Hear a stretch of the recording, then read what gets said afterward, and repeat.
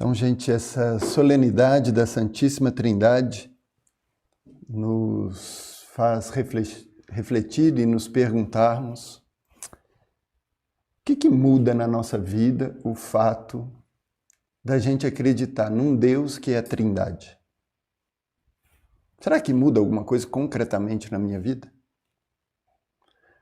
Diferente de um monoteísmo simples, digamos assim, com os judeus, com os muçulmanos, com as testemunhas de Jeová, por exemplo, que tem um monoteísmo estrito e simples, como a gente diz. Nós cristãos temos uma religião monoteísta, mas o nosso Deus único é trino. Será que isso muda alguma coisa na minha maneira de viver o meu dia a dia? Ou se a gente acreditasse num triteísmo, se fôssemos politeístas e tivéssemos 3 deuses, Pai, Filho e Espírito Santo, como 3 deuses diferentes, o que isso mudaria na minha vida? Mas não, nós cristãos acreditamos na Trindade, que não é nenhum nem outro, não é nem um monoteísmo simples, nem um triteísmo, mas um só Deus, Deus Pai, Deus Filho e Deus Espírito Santo, um só Deus em 3 pessoas. Mas mais uma vez eu começo com essa pergunta: o que isso muda na minha vida? E essa pergunta me veio quando eu estava fazendo meus estudos de teologia, quando eu estudei bastante um teólogo alemão, que escreveu bastante aí na primeira metade, um pouquinho da segunda metade do século XX, se chama Karl Rahner. E ele escreveu um tratado de teologia em 1967. E no início do seu desenvolvimento sobre a Trindade, ele escreve o seguinte. Tentei traduzir aqui como eu pude, hein, gente? Misericórdia. Se a gente tivesse que assumir a doutrina da Santíssima Trindade como sendo falsa, pouca coisa mudaria na vida do cristão. Se a gente tivesse que assumir a doutrina da Santíssima Trindade como falsa, pouca coisa mudaria na vida do cristão. E é coerente, porque será que eu quero explicar a Santíssima Trindade e aí, nessa linguagem teológica, eu posso dizer uma só ousia com 3 hipostases, vivendo numa pericorese eterna. Olha que bacana. Uma só ousia, 3 hipostases, vivendo numa pericorese eterna. Nem a gente que estudou 5 anos de teologia entende direito o que isso aí quer dizer. Porque está muito longe da nossa vida. E eu vou tentar hoje, nessa homilia, partilhar 3 pontos com vocês para tentar entender melhor esse mistério, que há 2000 anos os cristãos tentam e conseguem explicar na linguagem do seu tempo. Mas se a gente ainda continuar hoje, no século XXI, tentando explicar a Santíssima Trindade com essas categorias filosóficas lá do século V, do século VI, uma só ousia, 3 hipostases, numa pericorese eterna, vai ficar difícil disso ter um impacto na nossa vida. Então vou tentar escolher outras categorias para a gente partilhar sobre a Trindade, o que isso pode impactar e mudar concretamente o meu jeito de ser e de viver neste mundo. Primeiro, o nosso Deus é amor. Como a gente viu no Evangelho, Deus amou tanto, tanto o mundo que deu o seu Filho. E porque o nosso Deus é amor, ele é relação. E isso implica, então, esses 3 pontos que eu quero partilhar com vocês. Diversidade, diálogo e engajamento. Primeiro ponto, diversidade na unidade.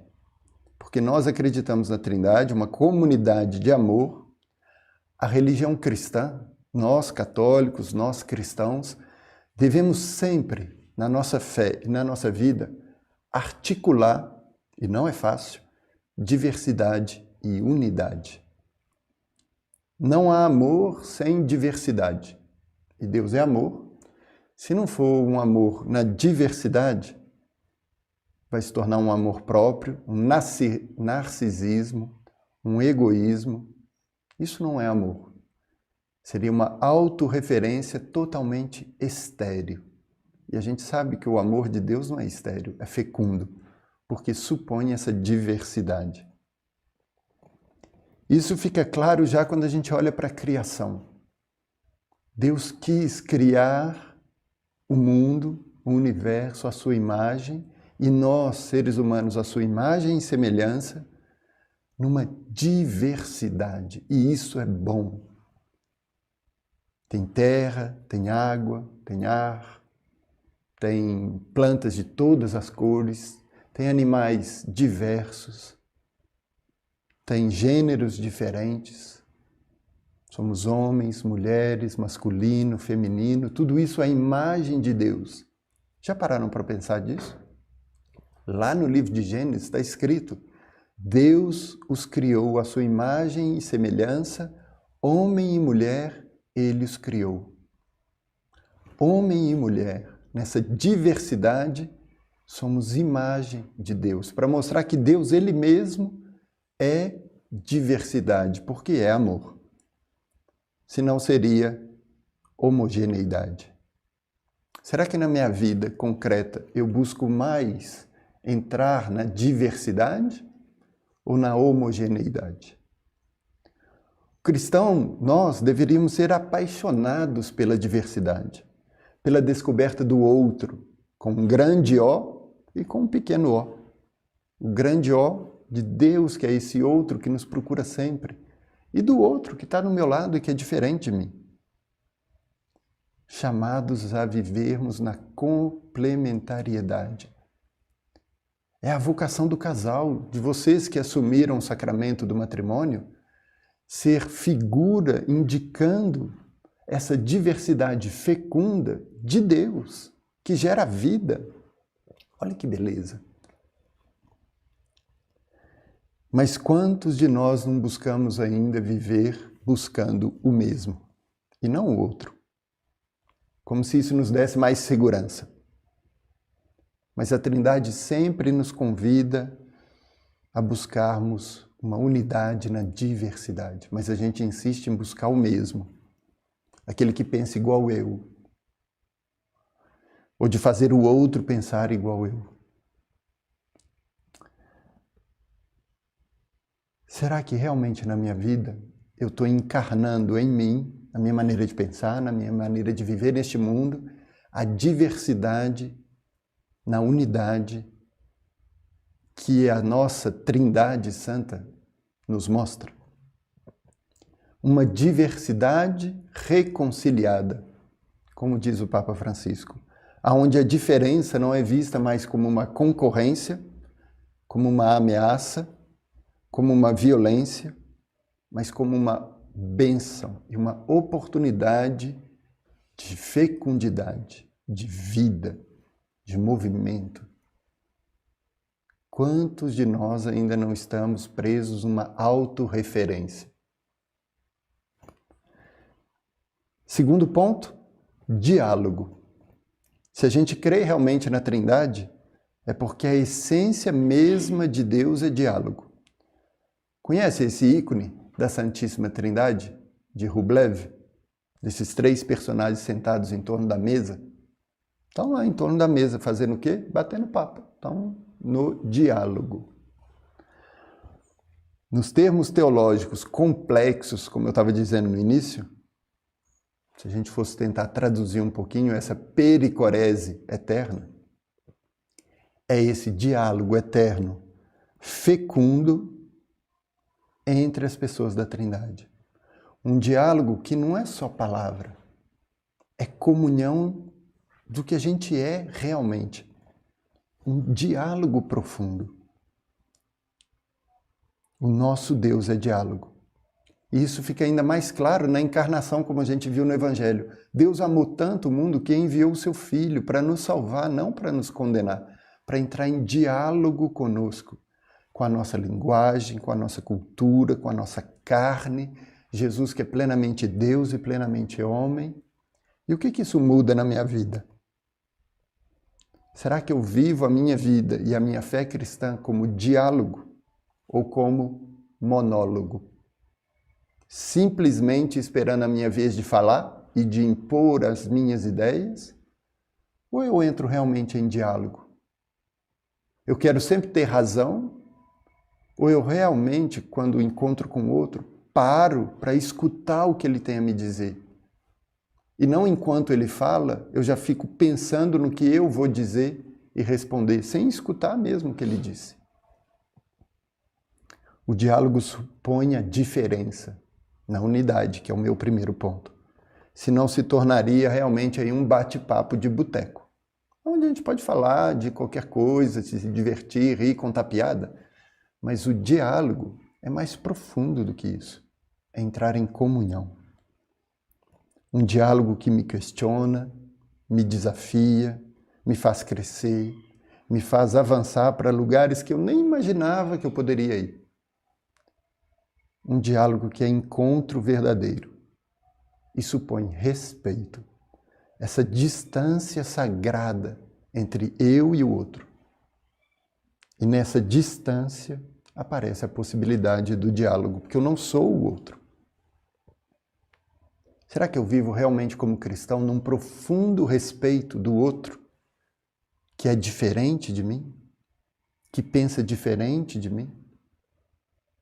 Ou eu vivo numa atitude militante, violenta, de querer impor as minhas ideias, mesmo na maior das boas intenções, querer impor a doutrina católica, querer impor a fé? Vocês já viram Jesus obrigando alguém a acreditar? Vocês já viram Jesus nos evangelhos querendo impor alguma coisa? Ele sempre entra em diálogo. O que você quer que eu faça por você? O que você quer? Eu quero te ouvir. Como você está? Jesus que entra em diálogo profundo, um diálogo que é mais do que palavras. Quando ele vai visitar Marta e Maria, quando Lázaro morreu, ele entra nesse diálogo.